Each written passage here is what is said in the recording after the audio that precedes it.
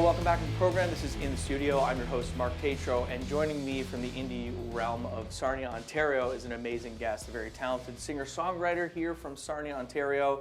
Please welcome to the program from Johnny Dearest, Mr. Shawn Bentley. Shawn, how's your intro? Is that good? Yeah, that was great. All right. Yeah, all right. Thank you. You can pay me the $20 you told me we agreed upon earlier, and I tried to make it big. I am such a fan of your music. This is a big treat to have you on here. So thank you for. Thank you. I know it's weird. We got cameras here. We are very, in a confined space, but I'm excited for the viewers at home to get to know you and your music. So cool. Let's just go back from the beginning. You have quite the story. So how did you start getting into music, and how did this all get started? I started listening to it like in the '80s, like Judas Priest and stuff, and Metallica and. So you were a hair-thrashing kid? Yeah, like 9 or 10 years old? I was 11. I was playing hockey, and my parents couldn't. I had to get all new hockey equipment. So my mom and I wanted to play guitar.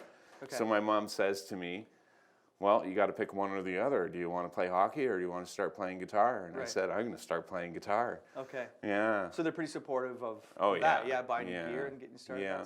That's cool. I got a big amp and an electric guitar, and so like you're a preteen with some serious gear. Yeah. So was music in your family? Like, was there gear lying around the house? There was an acoustic guitar where the action was like this on it. Like every suburban house. Yeah. Big old Yamaha. So I started on that, and I remember I learned this Aerosmith riff the first day I took lessons for about 6 months. Okay. And I learned an Aerosmith riff, and I can remember practicing it down in the basement, and I finally got it, and I was like, woo! Yeah, well, it's such a thrill when you get into that. It's like you're starting a whole new world, right? Yeah. So that's cool. So, our house growing up, there was never any instruments. I mean, music, my mom was a music fan. I'm 100 years old, but in the 80s, my mom would listen to like golden oldie stuff from the 70s. Nice. And even earlier. So that was always on in the house, but no instruments. So I think it's cool that your parents were like, I don't understand it, but hey, let's get him a guitar. That's very cool. Yeah, my mom was into it. That's cool. Yeah, my dad would stand at the bottom of the stairs and tell me to turn the tone down. Okay. Yeah. I turned the bass up a little bit. Yeah, exactly. Yeah. I'm proud of you, son. You did good. That's great. So that's cool. So when did you start getting in bands and serious bands, like playing out and gigging and stuff like that? I started when I was about 17 playing drums in a band. Okay. Yeah. Okay. And we'd play at like the Courtright Hotel and stuff like that. Sure. Because the one guy in the band, his dad owned the place, so we were like 17 playing in a bar. Yeah. And that was a lot of fun. And then I got an offer to move to London to join a band, so I jumped on it. And you moved from Sombra up to London and played in bands there for 11 years. I'm going to be in a band, Mom and Dad, here you go. Yeah. That's cool. Yeah, a frying pan and some pots and pans. some sort of rag on a stick. Yeah. And you just jumped on a train. Anyways, so you would have been late teens or like? That was when I was about 17, yeah. Yeah, that's kind of that. Those are like, I think 17, 18 is when you get serious about being in bands. Yeah. I think that was the case for me too. And then you gigged in London for a while. Yeah. Tell us about that. You were in a rockabilly band. Yeah, I was in a rockabilly band for 4 years. I was in like a crossover punk metal band called Red Dye 25, which was like totally fun. I was playing double bass kicks and stuff, and got this old Rogers drum kit that was like bright orange with 24-inch bass drums. And rockabilly music attracts a certain type of audience. So yeah, the rockabilly thing was fun. Hard drinking and fun. Yeah. This is a family show, but I'm just saying. It was a good time playing in the rockabilly band. I did that for like 4 years. Yeah. Yeah, and it was like steady income and stuff. We'd be gigging every weekend. Sole income? That's what you did? Pretty much, yeah. The odd kitchen job, I'm sure. And had some odd jobs here and there, cutting grass and stuff. Cool. That's a big deal. I think that's back when you could do that. You could gig enough. There's enough places to gig and make some cash doing that. That's cool. Well, we played a few shows in Hamilton and stuff too. That would have been cool at that age, right? Hamilton would seem like a pretty big city to go up and gig, right? Yeah. So I want to share your history with your accident.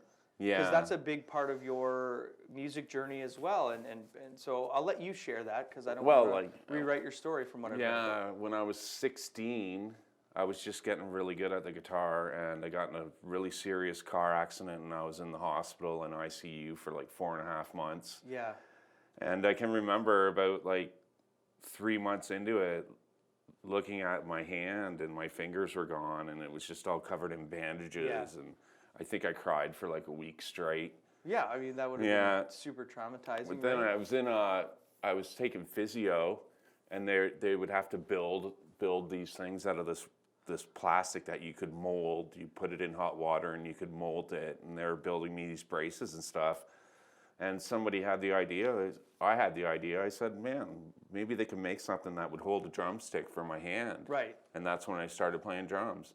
Okay. I got out of the hospital a couple weeks later. We went to London, got a drum kit, and I just started upstairs in my bedroom playing along to the Led Zeppelin records. That's cool. Yeah. So your wrist would have been fine. It's just your appendages you just kind of made do. Yeah. That's an awesome story. I think because so I don't know if many people know this. I had shattered my elbow when I was 4 years old, and they were going to amputate it. Wow. So a couple doctors came in and they said, well, we can take him to London and do this huge surgery. And it was tons of pins. I vaguely remember that. 4 years old, wow. I remember I remember them cutting off my, it was a Superman t-shirt and the whole thing. And so, I mean, I remember when I started playing guitar, my parents were really moved by, hey, this could not have happened. Like, I wasn't a hockey kid or a sports kid. I loved music, so they were really, we're very blessed that, I was able to heal through that. It did not get amputated, but it was going to. It was that serious. Wow, yeah. And so when I think of your story, I really relate to like, at some point of your life's trajectory, a big part of who you ended up becoming almost didn't happen. But through, you just stick-to-itiveness and, hey, I can make this work. Yeah. So now you are a guitar player in the band Johnny Dearest, which you started. Yeah. And I want you to talk about that because I've recorded your band. I'm a fan of your band, and I love your songs. Tell us a bit about... Pretty much started like 15, 16 years ago. I was actually working as a landscaper, and I was blowing off my lawn. I did all the push lawnmower stuff with the John Deere lawnmower. Okay. And I'm blowing off the lawnmower, and the sticker on top of the engine went up and started floating down like this. And I said, wow, Johnny Dearest. I said, that'd be a cool name for a band. So I had a few songs already written. Yeah. And I just started writing more, and I was playing guitar right-handed. Yeah. Using all these open tunings and stuff, and my friend, a good friend of mine, Ryan, and a musician, he's like, you know what, you should just switch, play left-handed. Because then so then I'd be able to play chords, and I knew where all the chords were, so that was pretty easy. But it was the strumming that was really hard. To get down, like strumming with my opposite hand. As someone who's listened to a lot of your music, it's funny your strumming has a signature sound to it. Yeah, and I love that kind of stuff. I mean, it's unfortunate that, you got in that accident, but there's a lot of beautiful songs you've written. Heavy and pretty chill, and there's a lot of beauty in that. So I'm just gushing a little bit because I like your music, so it's cool. Thanks, that's a cool story. I wouldn't mind hearing a bit about your influences. What kind of records that shape your writing? I know everyone, I'm sure Judas Priest didn't shape your latest record, or Aerosmith, but... it's pretty much like a music fan in the 90s of indie rock, so I really like the band Pavement a lot. I'm a huge Pavement fan too. Yeah, I've heard a couple people have told me, oh man, you sound like Stephen Malkmus. Yeah, you do, that's true, yeah. So I listen to a lot of Pavement. I like the Flaming Lips, like their early music. Yes. Sebadoh, definitely an influence. Lou Barlow, that's cool. Now it's like Wilco, Jeff Tweedy's good influence. Me too. I just spoke on Andrew Brody's segment. We talked about Jeff Tweedy's influence on me because I play rock stuff, but I listen to a lot of folk. Yeah. And he's one of those singer-songwriters that's just timeless. He's still making music now. Like his recent album just came out. It's as good as anything else he's done. That's cool. Yeah. No, I definitely got that indie '90s vibe off of you. And Sebadoh's The Sebadoh is one of my favorite albums. It's really lo-fi and buzzy and cool, and. It's got that song Tree on it. Tree, we played that at my wedding. Oh, yeah? Yeah, I didn't know if you knew that. Yeah, we did. See how we've taken all this. Yeah, anyways, we can maybe chip that out or leave it in. I don't know, but I'm a big fan of that record. And I hear that when I hear you play too. It's not that it's intentionally sloppy. It's just it's alive. It's not overproduced. Yeah. And, I like that a lot. So you played a band with two other individuals. Why don't you talk them up? Because I know and love them deeply. I know them very well, but I'll let you lead. I've been playing with Jennifer Lynn Brace for a while now. We've been together for like 7 years. And when we met, she was playing a lot of gigs at Ups and Downs. Yes. She's so a local legend. Yeah. I was like, I want to come play with you. I'll play drums and you can play the acoustic guitar. So we did that for a couple years. Cool. Yeah, it was a lot of fun. Her voice is incredible. She's a great singer. And always a big smile when you see her, the big wave. And, and she's been playing bass with me for a while, and we just managed to luck out with Kyle Stewartson getting him as a drummer. Yeah, I hear he's a terrible human being and a terrible drummer. So I don't know if he's great. Slumming it with Stewie for a while. He's great. Stewie is a huge family friend of mine. Yeah. He knows I'm kidding, and he is a great drummer. And he's a great fit for your music, too. So he loves it. Yeah. He loves it. He's like, I always wanted to play in an indie band like this, you know? Yeah, he's very talented and a really nice guy. Your band is just a really cool band. Like, you can tell you all like creating together. Yeah. Also, Jen's bass playing is underrated too, because she's really I'm a big Pixies fan, and I can hear a lot of Kim Deal influence in her, which is a cheap, because she was a girl bass player, but I still hear it because I know she's a big Pixies fan. So that's cool. I'm a big fan of your music. And do you want to talk about your new record that you're working on right now, or your EP, we've got 6 songs. What did we do last done. week, Shawn? Well, what did we make here? We came in for 8 hours and nailed down 6 songs live off the floor. Yeah. With a few technical difficulties here and there, but we managed to get it done. Yeah. So I'm just going to sit on these songs. Yeah. Of course, I've shared them with a few close friends, via the internet and stuff, but I'm not posting anything on Bandcamp yet. Yeah. Because we'd like to sit on it and then come back in a few more months. Yeah. And that was tracked here, and I was the engineer. He did a great job. I don't say producer because really you had all the material arranged and organized, so I was sort of a fly on the wall. Like you said, when the technical stuff was working, we had some fun last week. For sure. That's cool. So we're gonna cut to some of your tunes tonight. Right on. So we'll thank you for being a guest. It means a lot that you were here. For I hope sure, you had a Mark. good time. Thanks a Yeah, lot, Shawn. I did. Thank you. And when he does share his music, you're all gonna really like it. So stick around after the break. We're gonna have him come back, and Shawn's gonna play some music.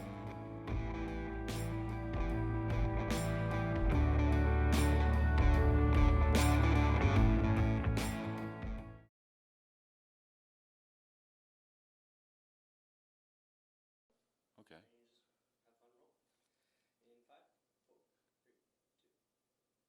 Hello, I'm Johnny Dearest. This song is a new one that I've just come up with over the past 3 or 4 months. I'm working on it. It's called Thirsty for More.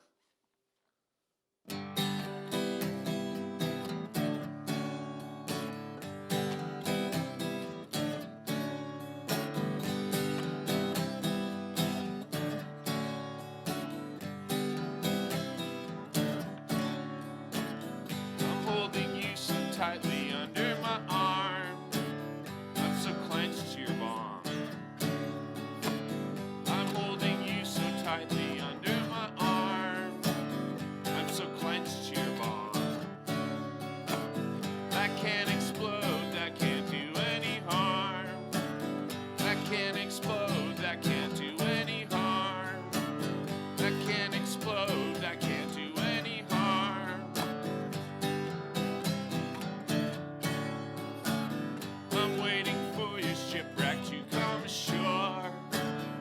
Shipwreck's thirsty for more.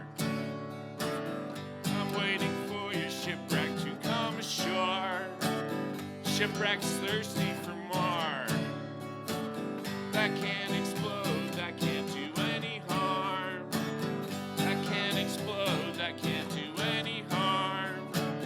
That can't explode, that can't do any harm. Thirsty for more, thirsty for more, thirsty for more.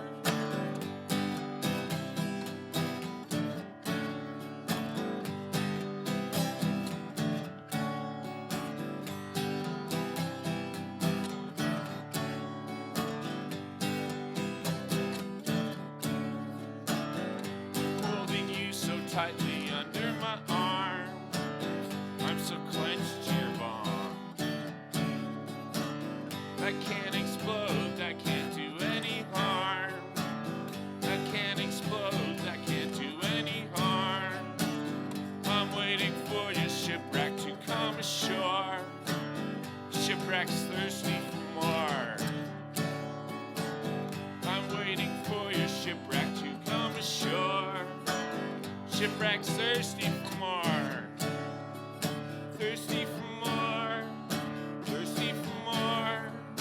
Thirsty for more. This next song I'm going to play is another new song that we just recorded last Saturday right here in Mark's studio.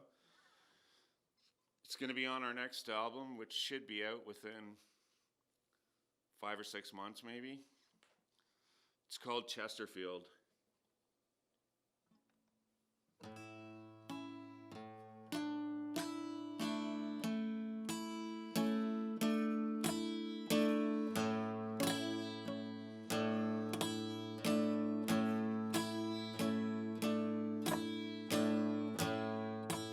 And I can't stand to touch or feel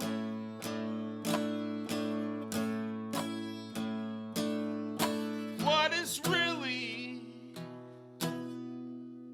between you and I, and to breathe or to sigh is an emotion to you.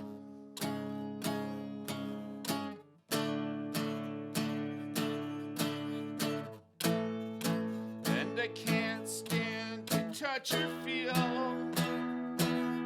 and what is really between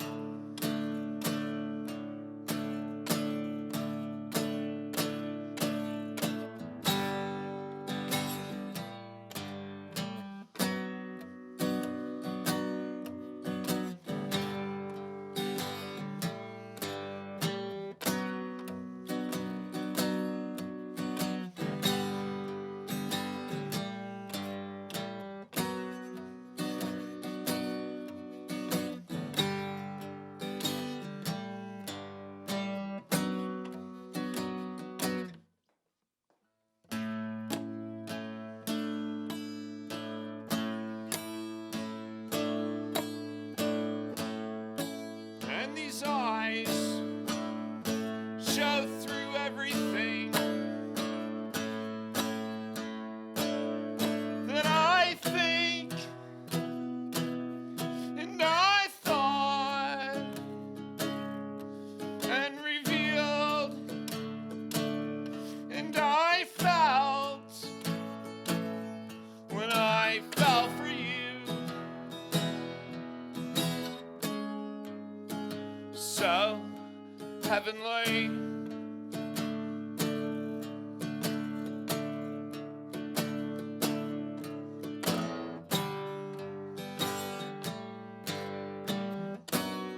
la la la la la la la la la la la la la.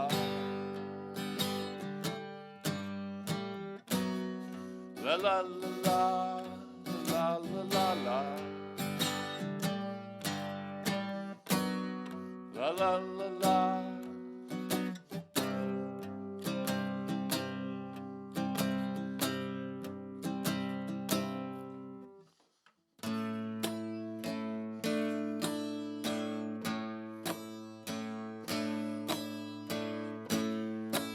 And I can't stand to touch or feel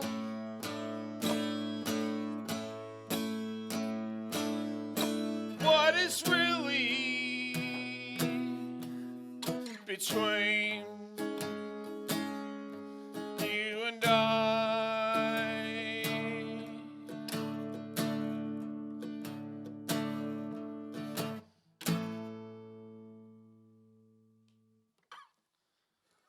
Okay, I'll play one more song. This song is the title track for an album that I put out at the end of 2012 called No Pilot to Fly It. It's actually available on streaming platforms such as Spotify, Deezer, iTunes, Apple Music. I actually just got it up there a couple months ago, so I'm pretty happy about that. Anyways, this song's the title track, like I said, No Pilot to Fly It. It's kind of a sad song about what would happen at the end of the world to all the musical instruments.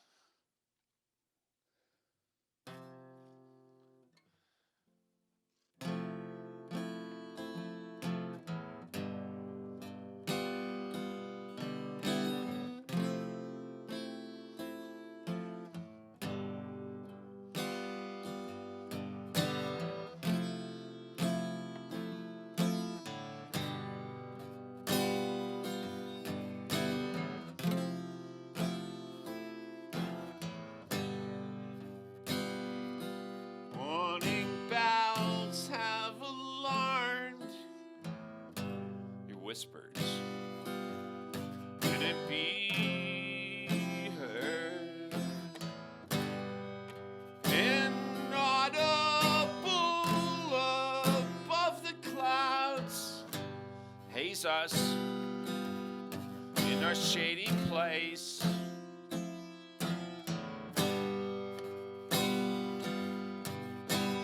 Where the horses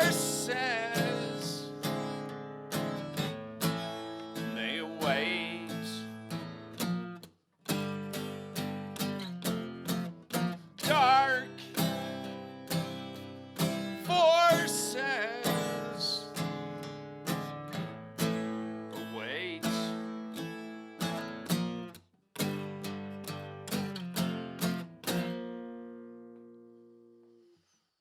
But the symphony is still, the concert hall's quiet, although the harp is there, there's no pilot to fly it. The baton is raised, suspended it stays. The baton is raised.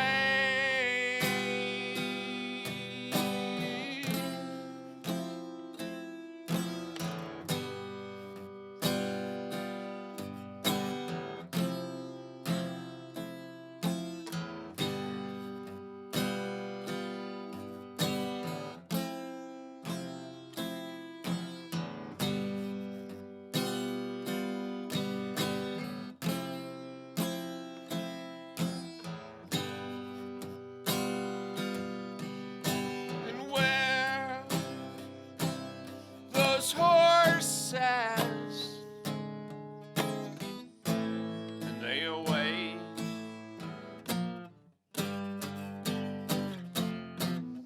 Dark forces await.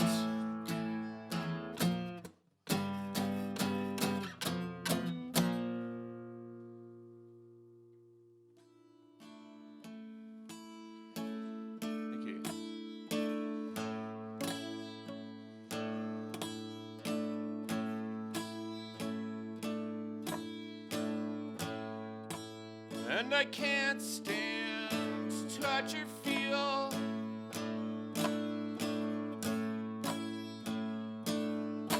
what is really between you and I, and to breathe or to sigh is an emotion to you.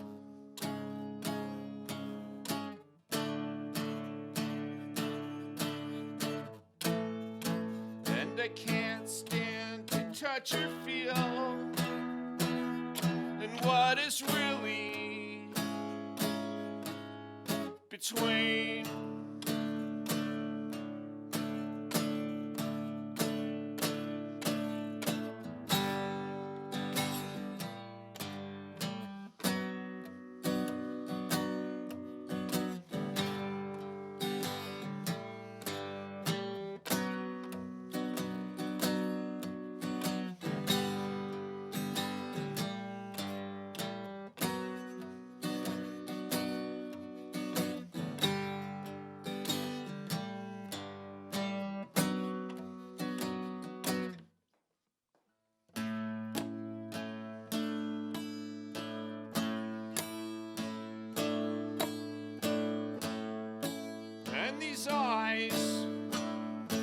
show through everything.